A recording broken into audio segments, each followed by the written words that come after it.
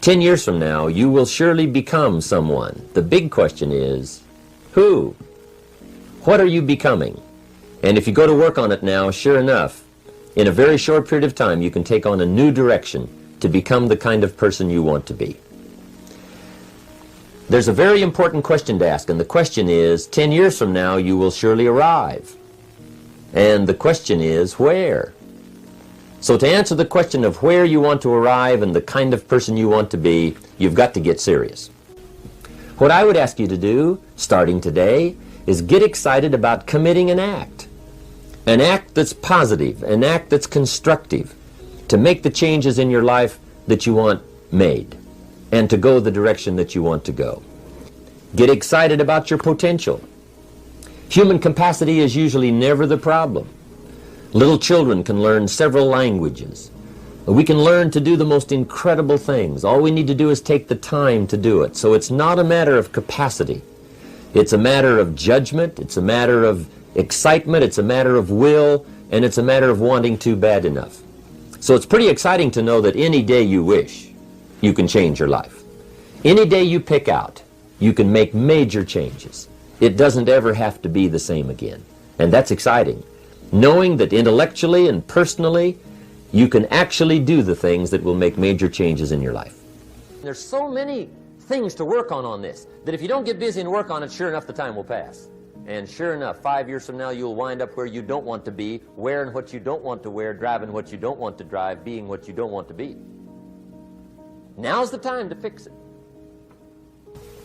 Now here's number 3. You've got to get going. All of the things that you've learned will not do you that much good if you don't put it into an action plan. You've got to get going. In my management and leadership seminar, we teach game plans, how to put all the good things that you've learned into action. Economic action, social action, personal action. How to make the changes and how to actually do the work, how to actually function. Get going, that's the key. Some people are ever learning, but they don't put it into action. They don't really take the action. It's like the man who keeps bringing materials to the building site and never builds anything. He keeps bringing in the sand and the gravel and the windows and the doors and the roofing material, and he just stacks up all these supplies, but he never builds anything. See, if you do that long enough, fairly soon they'll come and take you away. You've got to do something with what you've learned. You've got to take action. You've got to get going. So that's one of the most important things to learn, how to design your days, how to design your weeks, how to design the months, so that you take the proper action to get the proper return that you're looking for, whether it's economic or personal. Get going. It's a major key. Now let me show you what triggers all emotions into activity that brings results. And results is the name of the game. Here it is. Action. Finally, you must do something about how you feel. Jesus, the master teacher, said, don't just be listeners, be doers. The world admires the doers. Whatever it takes to get you to try harder, read more, set your goals, and go for it. Here's the next attitude disease. Over-caution. Some people never will have much. They're too cautious. Now, you can also be too reckless, but you can also be too cautious. This is called the timid approach to life. And my caution was always the risk. Risk used to drive me right up the wall. I used to say, what if this happens? It's called the language of the poor. What if this happens? And on top of that, if this was to happen, look at the fix I'd be in. I better not try. I could always ace myself out. Then I'll tell you what changed my whole life when I finally discovered it's all risky. The minute you were born, it got risky. If you think trying is risky, wait till they hand you the bill for not trying. If you think investing is risky, wait till you get the tab for not investing. See, it's all risky. Getting married is risky. Having children is risky. Going into business is risky. Investing your money is risky. It's all risky. I'll tell you how risky life is. You're not going to get out alive. That's risky. The Englishman says, well, if that's the way it's going to work out, let's give it a go. Right, that's what it's for. Give it a go. Somebody says, yeah, but I'm looking for safety and security. Fine, then huddle in a corner. We'll cover you with a sheet, bring you 3 meals a day. And we'll protect you, feed you, look after you, care for you. We won't let anything happen to you, and you'll probably live to be 100. The guy said, well, yeah, I'd live to be 100. But what a way to live. Right. What a way to live, safe and secure. Don't ask for security. Ask for adventure. Better to live 30 years full of adventure than 100 years safe in the corner. And see, it's not important how long you live. What's important is how you live. Here's the next attitude disease. We're almost through with this motley list. In fact, we're almost through. Hang on. The next one is pessimism. Pessimism, the deadly disease of always looking on the bad side, the problem side, the difficult side, checking all the reasons why it can't be done. The poor pessimist leads an ugly life. He doesn't try to figure out what's right. He tries to figure out what's wrong. He doesn't look for virtue. He looks for faults. And when he finds them, he's delighted. How ugly. This is the poor guy who looks through the window, doesn't see the sunset. He sees the specks on the window.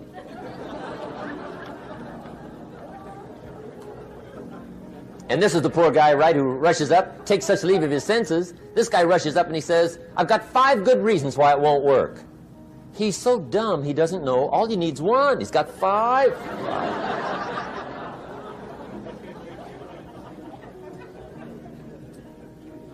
To the pessimist, the glass is always half empty. To the optimist, the glass is half full. Why would the same measure affect people 2 different ways? Answer, it all depends on how you look at it. Our lives are mostly affected by the way we think things are, not the way they are. The way we think they are affects us most. There's a subject we don't have time to get into tonight called better thinking habits. One of the major things Shove taught me when I met him, he said, poor thinking habits keeps most people poor. Not poor working habits. Most people work hard, but they don't think hard. And Shove taught me that the mind is like a factory, a mental factory. And whatever you think about all day long pours ingredients into this mental factory. And that's what builds the economic, social, financial fabric of your life. He quoted me a Bible phrase that says, as you think, so you become. How awesome. When he talked about poor thinking habits, he had me. I used to start the day reading the morning newspaper. I mean, you can believe that or not. I'd get a cup of coffee and read the paper. I'd load up on wars and riots and murders and stabbings and killings and bank robberies and muggings and car wrecks and tragedies. I'd even read the back pages. I seem to like that stuff for some weird reason. I'd load up on all that, and then I'd start the day. You can imagine the kind of days I used to have. You walk around on your financial knees. They call you economic peewee.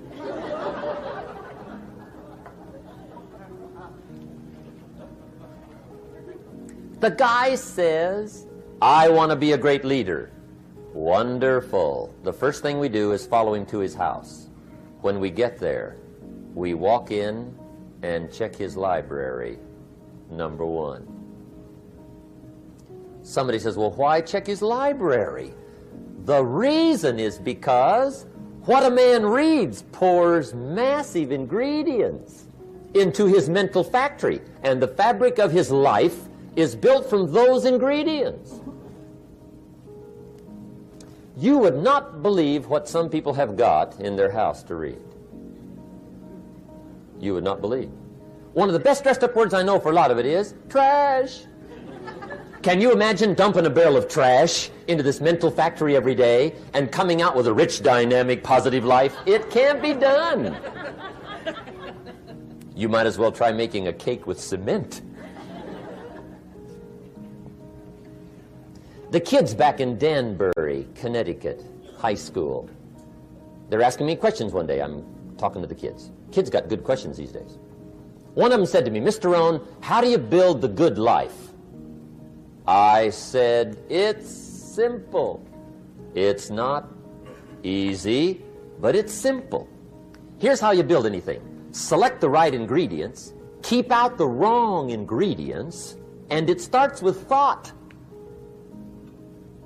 Everything starts with thought. So you must be wise and careful what you think about, because that starts everything. You got to be wise and careful. I asked the kids, what would happen if somebody dropped sugar in my coffee? They said, well, you'd be okay. I said, what if somebody dropped strychnine in my coffee? They said, well, you'd be dead. I said, correct. Lesson 1. Life is both sugar and strychnine. You gotta be careful. I said, what if my worst enemy drops in the sugar? They said, will you be okay? I said, what if my best friend, even by accident, drops in the strychnine? They said, well, you'd be dead. I said, correct. Lesson 2, watch your coffee.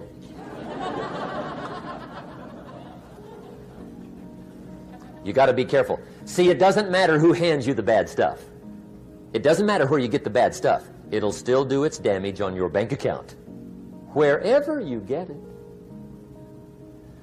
Mr. Schoaf gave me one of the greatest phrases when I first met him when he said, Jim, every day stand guard at the door of your mind. How important. Stand guard at the door of your mind. And you decide what goes into your mental factory. Don't let anybody just dump anything they want to in your mental factory, because you've got to live with the results. Okay, here's the last disease, and we're through with this list. In fact, we're almost through. Hang on. The last subject is very brief. The last disease, but this one is deadly. Engage in this one, indulge in it even slightly, and you might as well forget the future, because it's going to forget you. Complaining, crying, whining, griping, a Bible word called murmuring. See, that'll ace your future. Spend 5 minutes complaining, and you have wasted 5. And you may have begun what's known as economic cancer of the bone. Surely they will soon haul you off into a financial desert and there let you choke on the dust of your own regret. I hope I said that well, so you won't forget. It's a deadly disease. If you don't think it's bad, ask the children of Israel of Old Testament fame. Typical of us all, their story just happened to get in the book. Story says, children of Israel were slaves. God performed a series of dazzling miracles and got them out. And now they're heading for the promised land. Remember the story? Heading for the promised land. Tragedy of the story, they never got there. Reason. From day one, they started to complain. They griped about the water. They griped about the weather. They whined and cried and griped about the food. They griped about the leadership. They whined and cried because it was too far, too cold, too hot, too difficult, too miserable. I mean, they whined and cried for years. Finally, God said, I've had it, trip canceled. Or something like that. The story says they died in the desert, never got to the promised land. Which I think means two things. Indulge in this long enough, you get your future canceled. And I guess it also means even God himself can only take so much.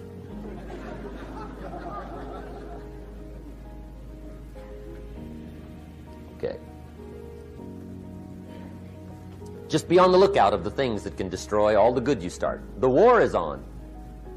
And this evening, tomorrow, mentally, personally, socially, economically, you got to make sure you're winning the war. And this is part of it.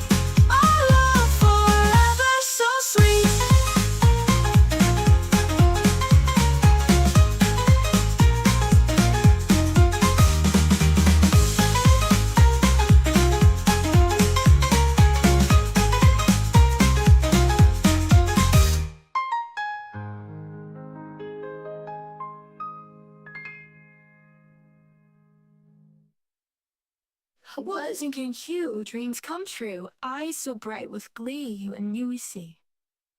Cotton candy clouds above, whispers of first love, holding hands so tight, forever feels just right. Sugar rush, feel the